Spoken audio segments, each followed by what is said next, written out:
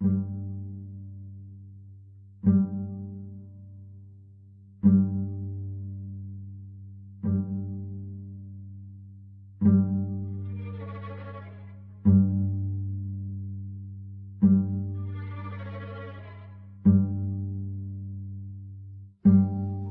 upon a time, there was a little girl. No, that isn't right. You see, it wasn't just any time, and this wasn't just any little girl. This story is about Emmeline, and it all happened a long time ago in a town that doesn't exist. At least, not anymore. Emmeline was 3, the only child of a curator and a soprano. She had everything a child could want, but there was one problem.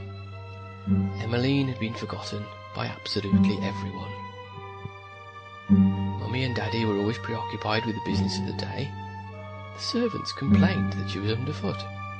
Even the postman, who brought letters that often made Daddy frown, never brought any letters for little Emmeline. There were no hugs, no bedtime stories, only a growing mountain of cold, lifeless toys who could not scare away closet monsters or admire her drawings, or more importantly, love her back. Emmeline tried her best to be a good little girl. Then she tried very hard to be a not-so-good little girl. Either way, no one was paying attention. There was nothing she could do. One night, Emmeline peeked out of her bedroom window and saw a beautiful star. It twinkled and glowed so brilliantly that Emmeline wondered if it was even a star at all, and not an angel who was up past his bedtime. She remembered a rhyme about such stars and how they could grant wishes, and if anybody had a wish, it was Emmeline. Emmeline closed her eyes and wished with all her might. She wished for a friend who could play with her and help her reach tall things, and protect her from the creatures in the shadows and never, ever, ever leave. Stars don't grant wishes for everyone, mind you, but few children have ever wished for anything so dearly as little Emmeline. "Please," she begged, "please." And at the exact stroke of midnight, or perhaps a few seconds before, depending upon the clock, Emmeline's wish came true. Oh, he was a delightful friend. They drew pretty pictures together and made up stories. They even had tea parties and built pillow forts. Emmeline named him Mr. Creasle, because it sounded right, and he was her special secret. Mr. Creasle was great fun for a while, but after a time it seemed there was something missing. He was certainly the best friend she'd ever had, but only because she'd wanted him to be. He did everything she asked, but nothing more. He couldn't even love her on his own. This thought made Emmeline very sad. Then came the sound of cheering from the parlour, and soon after, the news.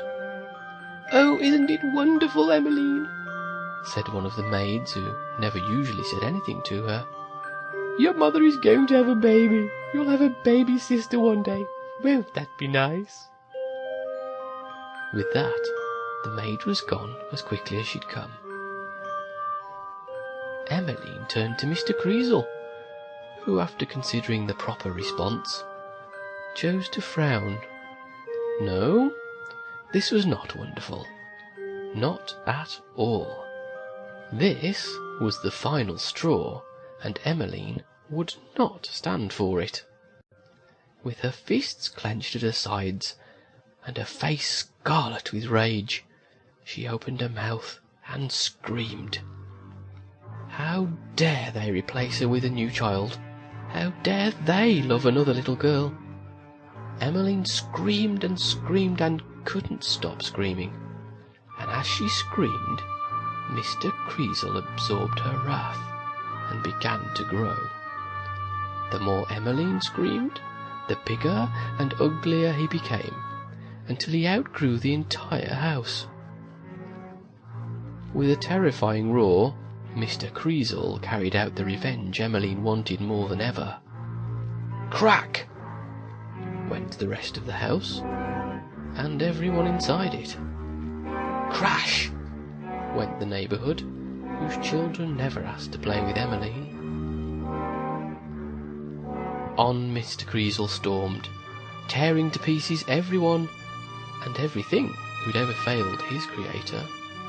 The ice cream truck that never stopped for her, the reverend who chuckled at her prayers, even the postman, all met a swift and terrible demise.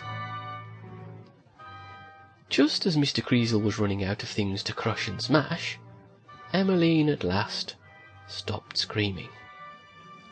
Exhausted and heartbroken, she sat upon what was left of her bedroom floor and cried. Oh, why hadn't anyone loved her? Why did Mummy and Daddy want a new daughter when Emmeline would have done anything, for a simple hug, a kiss on the forehead, even a good scolding?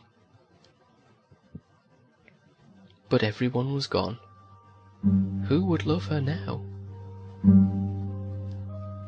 Lighting up the night sky was the very star upon which he'd wished not so very long ago. With a heavy heart, Emmeline looked upon it and made one more request. She closed her eyes and wished with all her might. And at the exact stroke of midnight, or perhaps a few seconds before, Emmeline's wish came true. Like a ghostly light, she began to fade until there was nothing left. Neither she nor Mr. Creasle were ever seen again. Sometimes, on a dark night, when the stars are bright, if you're very still and very quiet, you can almost hear a tiny voice. Please, please, whispers the wind, forever echoing the one wish of a little girl who was forgotten by absolutely everyone.